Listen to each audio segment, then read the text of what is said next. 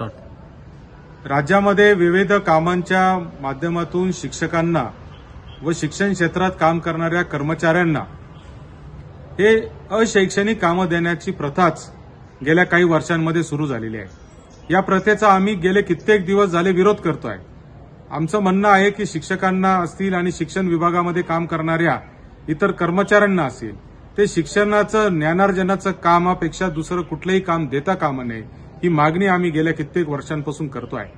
आज मनसेचे नेते राज ठाकरे यांनी देखील हीच मागणी करून या आमच्या मागणीला एक प्रकारे पाठिंबाच दिलेला आहे। राज ठाकरे यांचं मी आज या मागणीच्या निमित्ताने अभिनंदन करतो, आभार मानतो आणि महाराष्ट्र शासनाला विनंती करतो की त्यांनी शिक्षकांना या अशैक्षणिक कामाच्या तणावातून दूर करावं आणि त्यांना मुलांच्या शिक्षणावर लक्ष देण्यासाठी पूर्णपणे मुभा द्यावी।